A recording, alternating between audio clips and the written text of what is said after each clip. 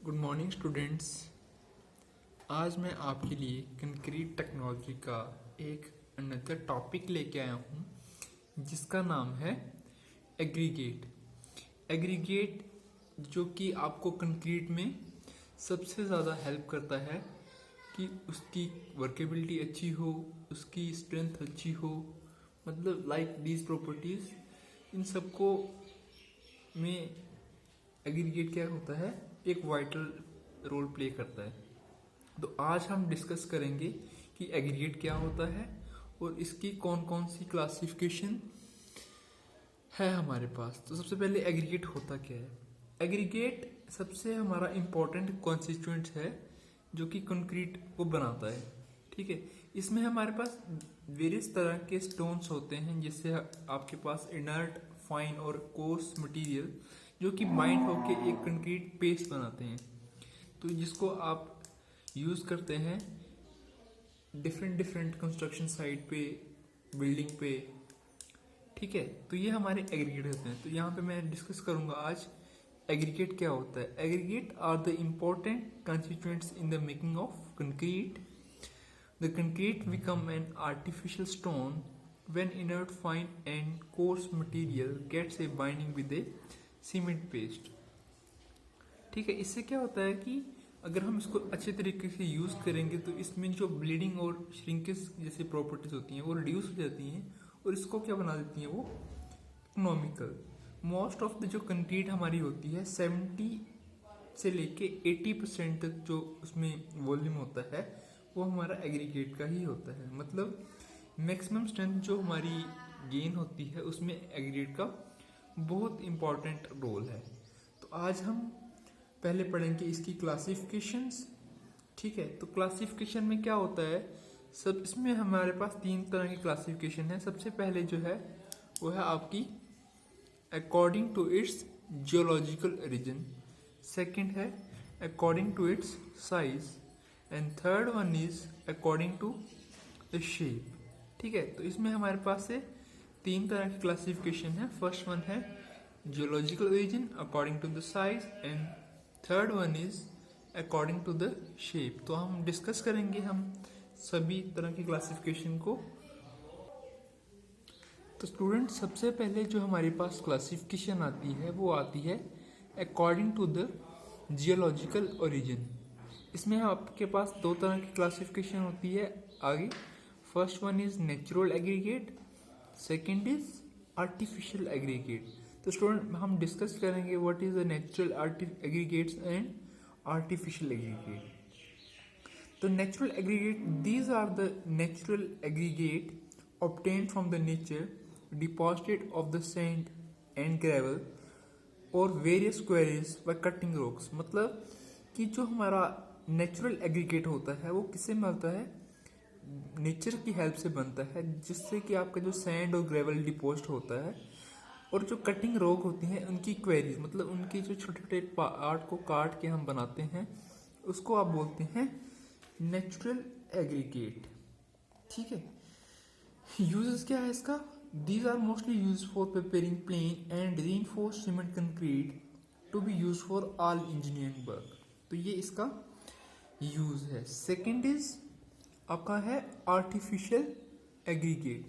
Artificial aggregate क्या होता है, these are artificial aggregate manufactured और प्रोसेस्ड एग्रीगेट। जैसे कि आप देखते हैं मोस्ट ऑफ द एग्रीगेट क्या होता है, जो आर्टिफिशियल में क्या होता है कि जो ह्यूमन बीइंग है अपनी नीड्स के अकॉर्डिंग मतलब उसको शेप दे सकता है। तो इसको आप बोल सकते हैं the most widely use artificial coarse aggregate are clean broken bricks and air cooled fresh furnace slag. तो मतलब कहने का मतलब ये है कि जो आर्टिफिशियल आपका एग्रीगेट होता है उसमें आप अपने नीड्स के अकॉर्डिंग किसी भी तरह का, जैसे ब्रिक होगी, सैंड के अकॉर्डिंग जैसे डिब्बे बनते हैं वो छोटे छोटे कंक्रीट के, तो उसको यूज़ कर सकते हैं। ठीक है, तो इसका जो यूज़ है वो क्या है, फर्स्ट इसका यूज़ है broken bricks are use as a coarse aggregate in lean concrete. तो इसको आप लीन कंक्रीट के लिए भी यूज़ कर सकते हैं। देन इसके बाद है according to its size. This is the most important topic of the aggregate, according to its size. इसमें फर्स्ट आप आता है fine aggregate, coarse aggregate and last one is all in aggregate. Student सबसे important topic है ये, fine aggregate क्या होते हैं, कोर्स एग्रीगेट क्या होते हैं। तो मैं आपको बताऊंगा फाइन एग्रीगेट क्या होते हैं, ठीक है। तो aggregate most which passes through 4.75 IM ISC and retain on 75 micron. जो एग्रीगेट आपके 4.75 ISC से पास कर जाते हैं और रिटेन कर जाते हैं 75 माइक्रोन्स, जिसको आप बोल सकते हो 0.07 mm, तो उसको आप बोलते हो फाइन एग्रीगेट। इसमें क्या होता है कि सबसे छोटा जो पार्टिकल होता है सैंड का, जिसका साइज होता है अबाउट 0.07 mm, ठीक है। इसमें आपकी सिल्ट भी आती है जिसका साइज होता है 0.06 से लेके 0.022 mm, ठीक है। तो ये आपका फाइन एग्रीगेट है। इसी के साथ जो दूसरा टॉपिक है आपका वो है कोर्स एग्रीगेट।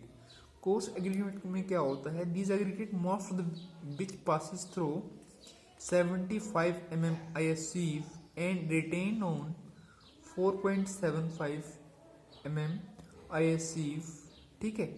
उसको आप बोलते हैं कोर्स एग्रीगेट। जो ये वो वाले आपके एग्रीगेट होते हैं जो कि 75 mm ISC से पास कर जाते हैं और रिटेन होते हैं 4.75 mm।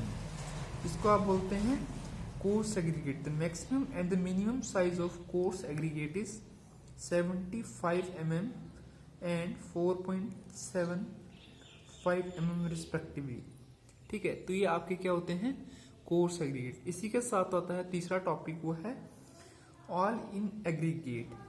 मतलब natural availably aggregate compressed of different size and proportion of fine aggregate and course aggregate is known as all in aggregate. मतलब इन दोनों को मिला के जो आपका एग्रीगेट बनता है, दोनों की रेशो को मिला के उसका बोलते हैं all in aggregate.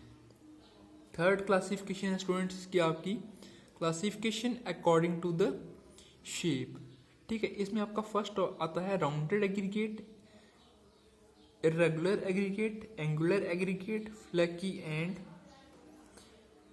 लॉन्गर्ड aggregate. Student मैं आपको यहाँ पे दिखाना चाहूंगा कि राउंडेड एग्रीगेट कैसे होते हैं, इर्रेगुलर कैसे होते हैं, एंगुलर कैसे होते हैं, फ्लैकी कैसे होते हैं।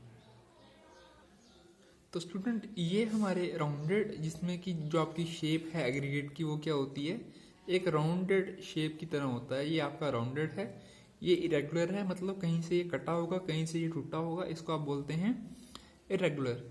नेक्स्ट है एंगुलर। एंगुलर में क्या होता है कि जो आपका एग्रीगेट है उसमें किसी तरह का एक एंगल दिया होता है। जैसे यहाँ पे यहाँ से लेके यहाँ तक कुछ एंगल और है, यहाँ से लेके यहाँ तक कुछ एंगल और है, और ये आपका फ्लैकी है। इसकी एक क्या होती है, पर्टिकुलर शेप होती है। तो ये आपके फ्लैकी एलोंगेटेड एग्रीगेट होते हैं, ठीक है। तो स्टूडेंट ये आपका टॉपिक था एग्रीगेट। आई होप आपको सबको समझ आ गया होगा। Stay home, stay safe. Thank you very much.